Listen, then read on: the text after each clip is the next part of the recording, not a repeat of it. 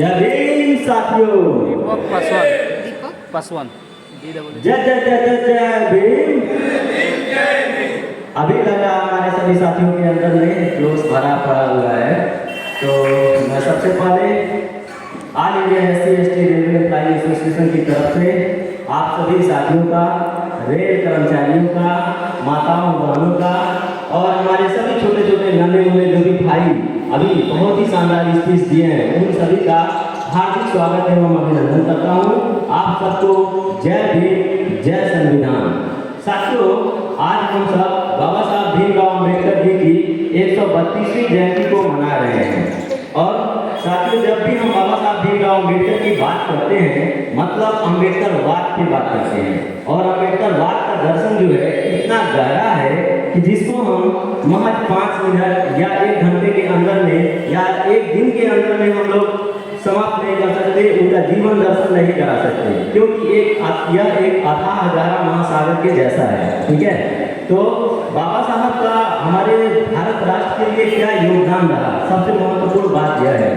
आज कुछ लोग जो है बाबा साहब को सिर्फ दलितों के नेता या संविधान निर्माता तक सीमित करके रख दिए हैं, जबकि ऐसा नहीं है। वो हमारे भारत राष्ट्र के नेता थे, न कि किसी एक वर्ग या समुदाय के नेता थे।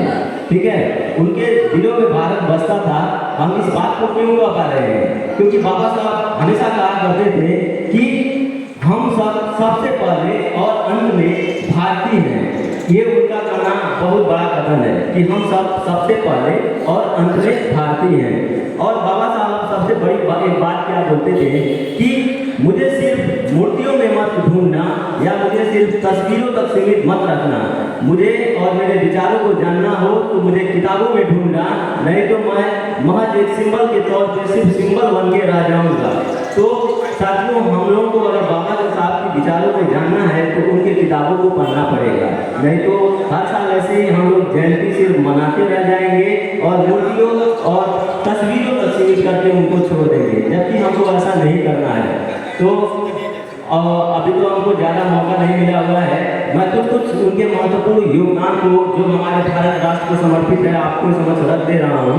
जैसे हमारे कर्मचारियों के लिए अवकाश का जो वेतन मिला, महंगाई भत्ता, DA और इसके अलावा भविष्य निधि और माताओं बहनों के लिए जो है मैटरनिटी लीव जो होता है, ये सब दिलाने का जो अहम रोल जाता है वो बाबा साहब भीमराव अम्बेडकर जी को जाता है। इसके अलावा साथियों, वो बहुत बड़े एक अर्थशास्त्री भी थे जिन्होंने रिजर्व बैंक ऑफ इंडिया की स्थापना की और उनकी जो ये स्थापना किए थे वो उन्हीं की एक पुस्तक लिखी हुई थी, द प्रॉब्लम ऑफ रूपी, इट्स ओरिजिन एंड सोल्यूशन। उस पुस्तक से ही जो है 1 अप्रैल 1935 को भारतीय रिजर्व बैंक की स्थापना हुई थी।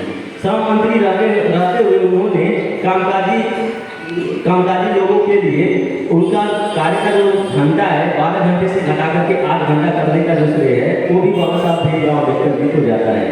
और जैसा कि हम लोग जानते हैं दोस्तों, भारत देश हमारा जो है नदियों का देश है। ठीक है, और हर साल जो है बाढ़ भी आता रहता है बारिश की वजह से। और यहाँ में भी पिछले साल हम लोग देखे थे कि असम में भी बहुत ज़्यादा बाढ़ वगैरह आया था। तो भारत में जो है नदी घाटी परियोजनाएं जितनी हैं और जितने भी जल विद्युत शक्ति संयंत्र बनाए गए वो सभी के सभी बाबा साहब भीमराव अम्बेडकर के विजन से बनाए गए। इनका कहना था कि जो नदी का पानी बाढ़ आता है वो एक दिन वही नदी का पानी हमारे लिए बिजली उत्पन्न करेगा और वही नदी का पानी से खेती की सिंचाई होगी और उसी से हमारे उद्योग धंधे चलेंगे और हमारा भारत राष्ट्र एक विकसित राष्ट्र की तरफ बढ़ेगा। और सबसे बड़ी बात दोस्तों, हम गांधीवाद को तो पढ़ते हैं, लेकिन जिस दिन स्कूल कॉलेजों में गांधीवाद के साथ साथ अम्बेडकर वाद पढ़ाना शुरू हो जाएगा आने वाले 5 साल के अंदर में, मैं उम्मीद करता हूँ उस दिन भारत राष्ट्र हमारा विकसित हो जाएगा। क्योंकि हम लोग जब छोटे बच्चे थे तो साथियों हम लोग को बोला जाता था कि आने वाले 10 सालों के अंदर हमारा भारत राष्ट्र जो है विकसित राष्ट्र कहलाएगा।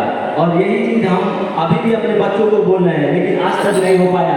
काफ़ी गहराई से पढ़ने के बाद पता चला कि क्यों नहीं हो पाया। लेकिन जिस तरह से आज के नन्हे मुन्ने बच्चों के अंदर बाबा साहब की विचार फैल रहे हैं और बच्चे इतनी अच्छे से उनकी विचारों को पढ़ रहे हैं, समझ रहे हैं, बोल रहे हैं, मैं उम्मीद करता हूँ कि आगे आने वाले कुछ ही सालों के अंदर अम्बेडकर वाद को जैसे ही स्कूलों में पढ़ाया जाने लगेगा, बच्चों के अंदर समझ विकसित हो जाएगी और सभी का सभी तभी जाकर के हमारा बालाघाट विकसित हो जाएगा। इन्हीं सब बातों के साथ मैं अपनी वाणी को विराम देता हूँ।